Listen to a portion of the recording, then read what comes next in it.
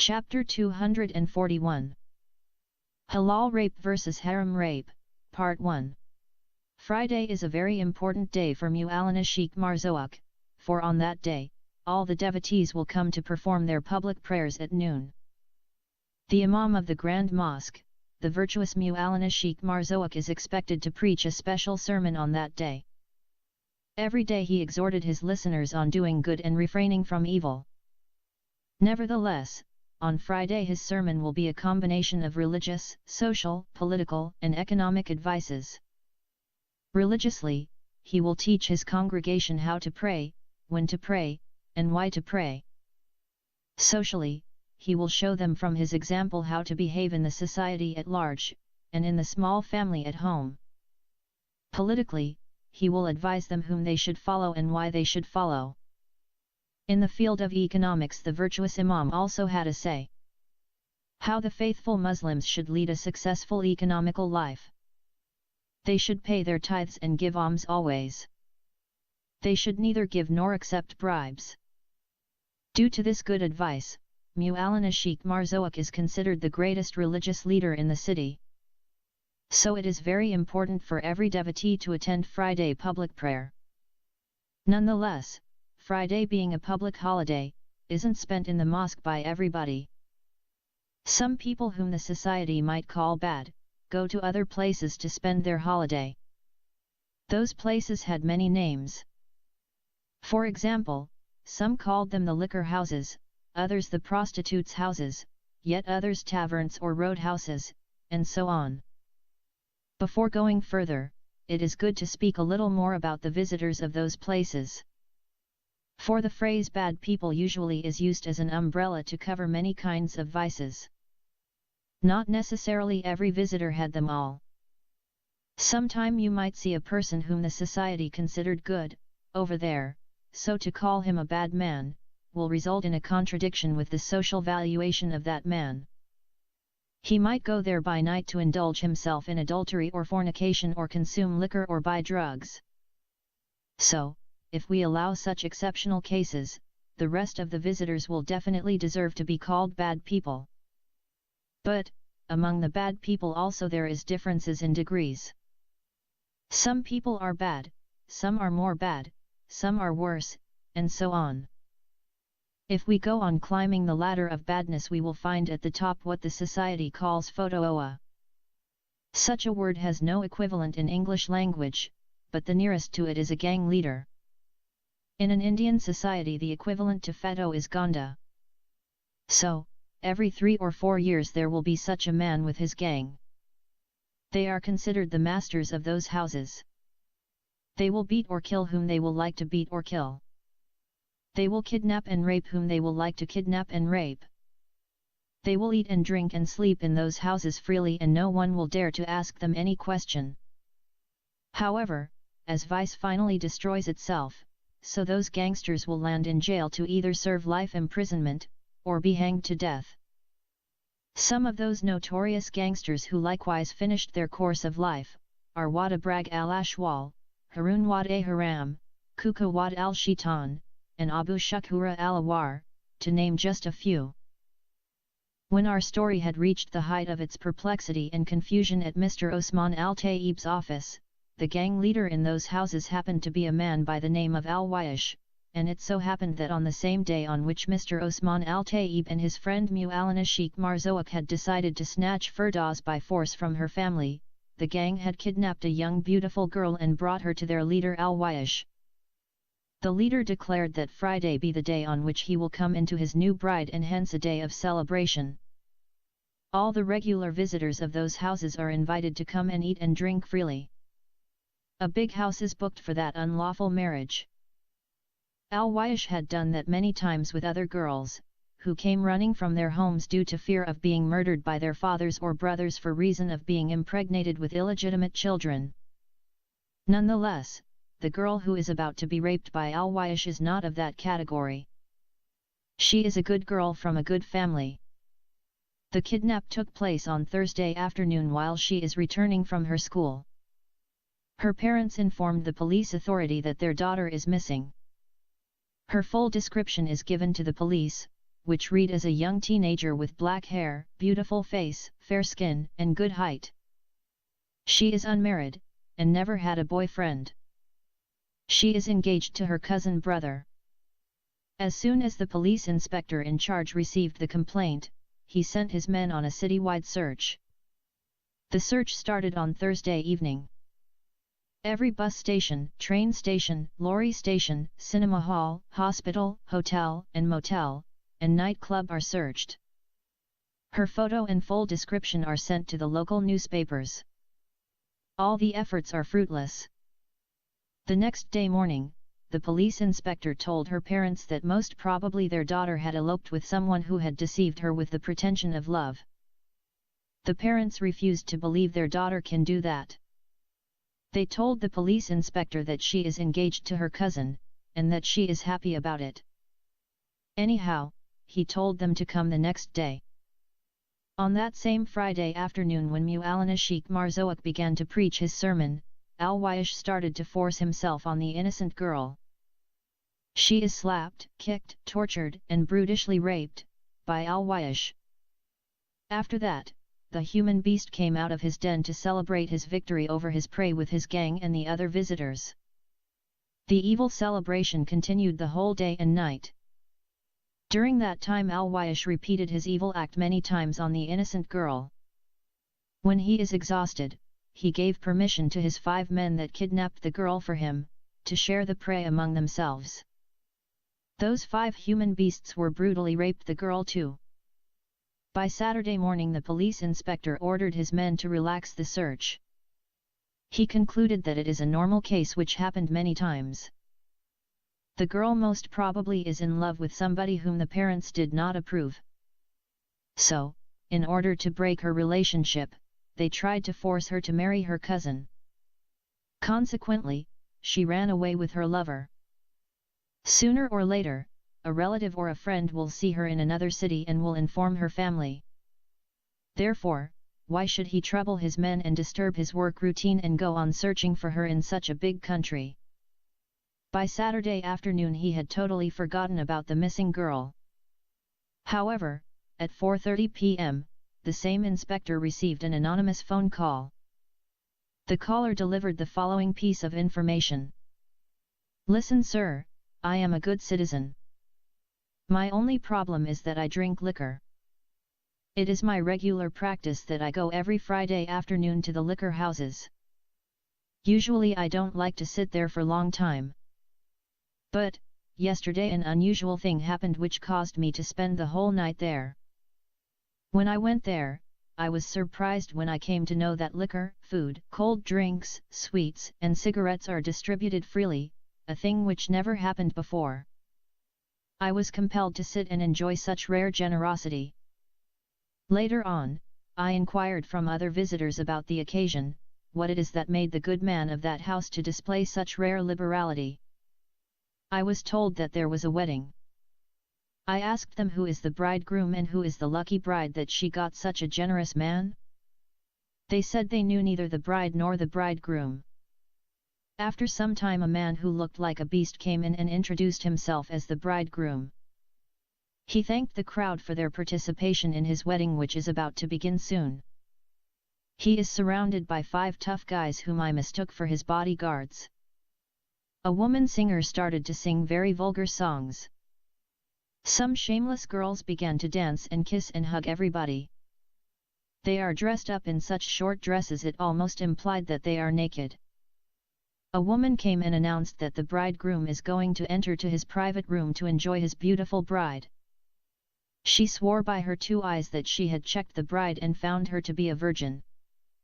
That announcement made the crowd to cheer up and clap their hands. The so-called bridegroom along with his 5 bodyguards, entered a room and closed the door behind them. After few minutes the 5 bodyguards came out. One of them announced that Mr. Al-Waish had said everyone should eat and drink and be merry, for this is a great day for him. Wherefore, the orgy started again. I began to reason how a young beautiful virgin can agree to marry such a man who is as old as her father. I doubted the lawfulness of such marriage. I reasoned out, that most probably it is a kidnap and rape business. Nevertheless, I decided to wait and clear my doubts. After an hour, the so-called bridegroom came out. When I saw his face and clothes, I thought he had fought with a mad dog. There are many scratches on his face and drops of blood on his dress.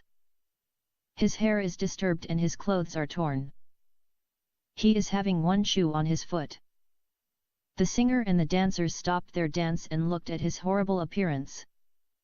He showed them a female's underwear which is smeared by blood. They clapped their hands and continued their filthy dance. I felt disgusted to see such a sight. I decided to leave immediately, and inform the police authority about such a brutish rape. I went to the door, but I found it securely locked. I asked one of the visitors to help me to unlock the door. He told me the door won't be opened until tomorrow, for the wedding is a secret marriage. Unwillingly I was stuck in that den of evildoers the whole night. I stopped drinking, and all my concern became how to rescue that poor girl from that monster before he raped her to death. He went several times to his victim, and whenever he came out, those savages rejoiced in his rape. When he became so drunk and hence cannot move, he fell asleep on a chair. His bodyguards started to go by turn to that poor girl until all five raped her too. The last one told his friends that the girl was badly bleeding. Two of them went out to call a nurse whom they said they knew. When they left the house, everybody is sleeping. Even me, I pretended to be asleep. The other three also fell asleep. I got up and went to the door.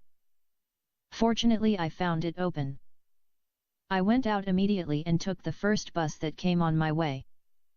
When the bus left that area, I got down and entered a telephone booth and placed a call. "May I know your full name and address?" asked the police inspector. "I am sorry, sir," said the good citizen, "I don't want to involve myself in a crime which I have not committed." "Do you know that every word you have spoken is recorded?" "That doesn't matter to me. There is one thing you must know, and that is, I am as innocent as that poor girl." "Can you describe to me the persons who raped the girl?" "Sir, you are wasting a precious time. My humble request to you, write down the address of that house and rush there and save the life of that innocent girl before she bleeds to death." After that, the good citizen hurriedly gave the address and disconnected the line. The police inspector, whose name is Hussein, had received many times false calls, but somehow understood that this call is genuine. He called his men for an emergency meeting. When the policemen gathered in his office, he made them hear the recorded complaint of the good citizen. Every policeman on duty is ordered to equip himself with all kinds of weapons. Inspector Hussein strictly ordered his men that none of those vile men and women will escape. If arresting became difficult, they should not hesitate to shoot and kill on the spot. 4 police vans are loaded with cops, and immediately they headed towards the house where the anti-social elements are in deep sleep. The 4 vans are ordered to enter from different directions. The cops are also told as soon as they heard a loud whistle, they should jump from their vans and speedily run towards the house in question and attack the enemy. The question of innocent or guilty should be asked only at the police station.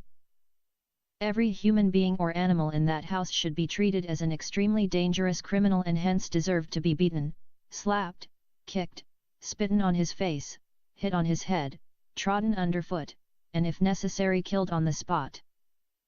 While the watchmen of the society are approaching the house, the anti-social elements began to come out of their slumber one after another. So, in few minutes Al-Waish and his men and women became busy in washing their beast-like faces, brushing their cannibal teeth, combing their disturbed hairs, and changing their filthy garments. When the evening came, some of them began to look human again. Al-Waish had an instinct which always gave an alarm of an approaching danger. He can smell a policeman many miles away. He stood on his feet and listened for some time. When his 6th criminal sense assured him about the approaching police vans, he entered one of the rooms and closed the door behind him. He cut the window bars and fled. No one among his men had noticed his escape.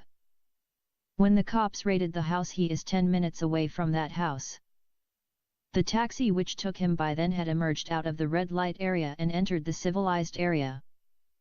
A whistle, a horn, a firing on the air, and a loud shout of Inspector Hussain are heard by Al-Waish's unarmed men and women. Nevertheless, as evil people never surrender easily to the police, in few minutes everyone had equipped himself with one or two self-defense weapons such as chairs, stools, tables, knives, sticks, stones, axes, hatchets, daggers, swords, chains, and many other unidentifiable objects. The cops, like an army of locusts that came to devour a crop, are to be seen climbing on the wall and jumping inside the house. Only a few of them preferred to enter through the door. The two forces met in battle. For the first hour, none of the two forces is showing a sign of victory or defeat or retreat. Even though many are stabbed, wounded, fired at, shot dead, killed, and trodden underfoot.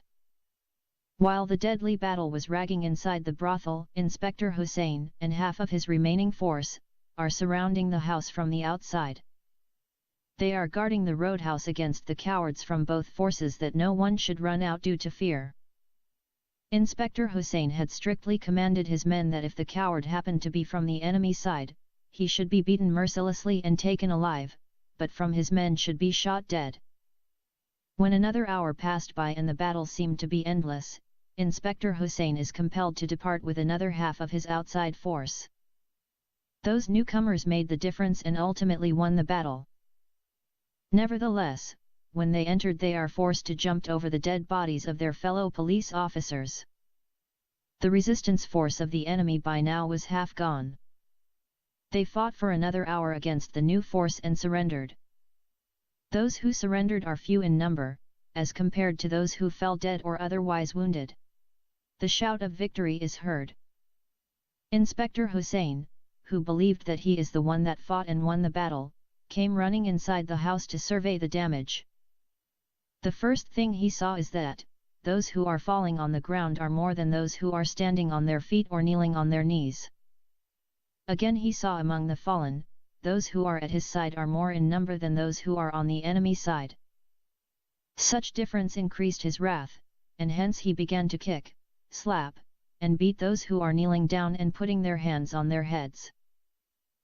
When he appeased his wrath, he ordered his living men to break open every room, bathroom, storeroom, and washroom and drag out the hiding cowards. The policemen broke every door, window, cupboard, and overturned every chair, bed, and room. Most of those who are found in those hiding places are women and a few cops. 3 policemen reported that in one of the rooms there is a girl who is either dead or dying. Inspector Hussain, on hearing that report, rushed and entered the room to rescue the girl for whom the deadly battle is fought. Her clothes are torn, her hair is cut, her face received many slaps and blows, her teeth are broken, and every organ of her body is bleeding. She looked to him as if she is attacked by wild beasts. He checked her heart to find out whether she is dead or alive. Fortunately he found her heart still beating. He immediately ordered 5 of his men to rush her to the hospital. The 5 policemen covered the girl's naked body with a bed sheet and carried her to the van and drove away. The miserable and pitiful sight of the innocent girl increased the indignation of Inspector Hussain, and hence he came out running, and shouting on his men, and asked them to find out who are the gangsters and who is their leader. On checking the dead first, Al-Waish and his 5 men are not found. The checking passed to the living. The 5 gangsters are found, but their leader is reported missing and most probably escaped. Inspector Hussain is outraged by the report and hence told his men that their victory won't be considered a victory by the public unless the leader is arrested. He then removed half of his indignation on those 5 kidnappers and the other half he reserved for their leader. He told his men to take the dead and the wounded to the hospital and the living to the lockup. The women requested him to allow them to change their dresses, so that they might look decent before the huge crowd that gathered outside. Their request is strongly refused, and hence they are taken out half naked or otherwise fully naked. When they appeared in that improper manner before the people of that locality, there is much shouting and cheering among the onlookers. As soon as Inspector Hussein reached his office, he phoned the parents of the missing girl and asked them to go to the hospital to identify their daughter. The second call he made is to a man who made a similar complaint about his missing brother-in-law and asked him to come to the police custody to identify his relative. After 1 hour the man came to the police station. Inspector Hussein displayed before him the criminals. Unfortunately, the man's brother-in-law happened to be one of the 5 kidnappers. The man requested Inspector Hussein to cooperate, but the policeman at first refused. The man signed an empty check and told Inspector Hussein to write in any amount of money that he wished. In a twinkle of an eye the check disappeared in the inspector's pocket, and hence the charge is removed from the brother-in-law. Shortly after, a call came from the hospital reporting that the girl is identified by her parents, but she is still in critical condition.